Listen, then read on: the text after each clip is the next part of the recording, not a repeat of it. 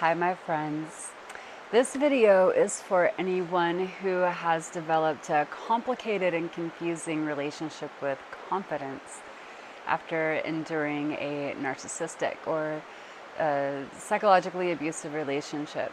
So this is one of the weird and kind of fringe things that I really didn't hear anybody talking about, but has come up for me often through my healing process. It has to do with how I perceive and did perceive confidence and some of the things that got really confusing and actually felt like I developed a sort of allergy to confidence or what I thought was confidence.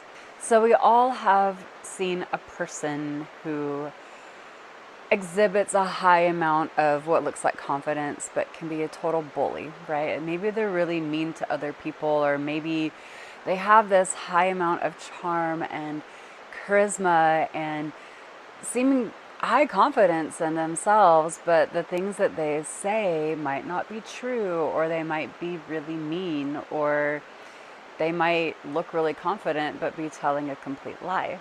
This can get very confusing because confidence is a highly attractive trait. We're all attracted to it. We all want it. We all want to embody it. We feel good when we're confident. True confidence is an extremely healthy quality to embody. But I found myself in a very confusing relationship with it after my time with a narcissist, and maybe you do too. But for those of us who are highly observant or very compassionate, we want to understand the point of view of the people around us, very curious, very self-reflective. We tend to fall into questioning a lot, like questioning what's happening around us, questioning our own opinions, maybe having some doubts about our stance on something. And this is also a very good quality, right? It's like kind of at the core of empathy. Like, what does it look like from that other perspective versus my own? The one drawback about this is that it can leave us with self-doubt. And on the other hand, we have witnessed people who are confident, but who have also failed to take others into consideration, or have pushed their viewpoints or agenda on other people, sometimes even violently. Maybe they come across as grandiose. Maybe they fail to recognize nuance or differences of perspective or privilege or upbringing or life experience. Or maybe they can just be downright dominating. It's true that sometimes people can be extremely confident about their own delusions. I have seen many people who would have a psychedelic or a visionary experience and take what they saw as cold, hard fact and actually use that to push their agenda. I've also seen people of religious organizations saying, God told me to do this, when it's actually a really cruel way to treat people. And it's like, well, did God or spirit or, this ancestor tell you to do this thing, or is it something that you wanted to hear, right? It's that cognitive bias. And in witnessing this, it can cause us to question our own confidence. Whenever I saw this going on around me, it made me more afraid to embrace my confidence, because I didn't want to be like that. If I was missing something or very short-sighted, I didn't want to be so blind to the nuance around me. It kept me questioning, and it kept me open-minded. It kept me very curious, and I would never want to lose that part of myself. However, sometimes it would keep my confidence level so low that I would end up at the whim of other people who are actually promoting false confidence. A lot of people who have been gaslit know exactly what I'm talking about. And this is something that might help. There is a huge difference between confidence and arrogance. So confidence, true confidence, is actually humble. It's open-hearted. It rests in healthy self-esteem and curiosity, and it's also very grounded. When a person is truly confident, they can stand firm and also open in their own views and accept the views and perspective of others, and that's not going to be a threat.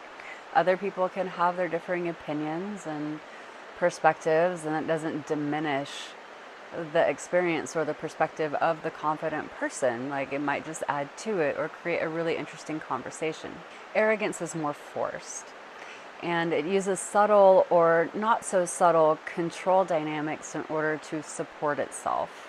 It ultimately requires a lot of external validation in order to sustain itself. It needs to be right. A person who is arrogant is highly sensitive, especially to criticism. They tend to be very opposed to other points of view, and there's a sense of aggression or hostility if one challenges their own point of view.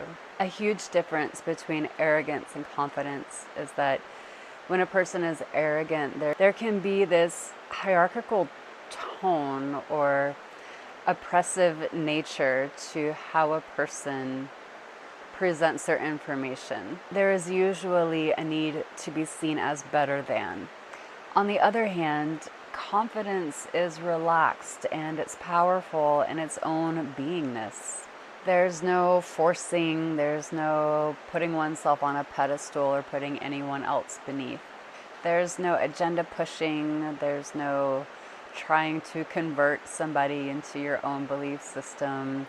There's no manipulation. It is just simply comfortable in its own position while being open to other perspectives that might further align one into deeper integrity. True confidence is a quality of self-knowing with continued curiosity and warm regard towards the self, even in times of error or failure. It is welcoming, but it is not tolerant of abuse or harm, and it is consistent in its alignment with one's values. I hope this clears up some confusion you might have felt, or maybe you didn't even know you felt it until you watched this video. It's kind of a similar thing as what a lot of people experience with anger, where they see people express anger in such a harmful and terrible way that it makes the self not want anything to do with it, so we suppress it or we develop some sort of allergy to the emotion because we've only seen it expressed in a certain way.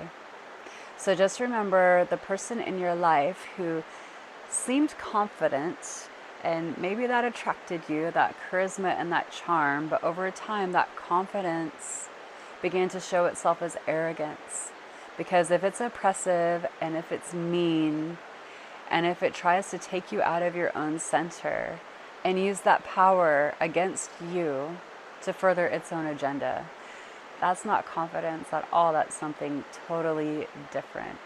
And confidence is actually what is going to help us heal in the long term and be able to feel really good about ourselves, and also witness other people and where they are and decide if we want to engage or if we don't, if we want to stop engaging. True confidence is the foundation of our good and healthy boundaries. So we do really need to build our confidence. We just sometimes have to sift through what we have been fed as confidence.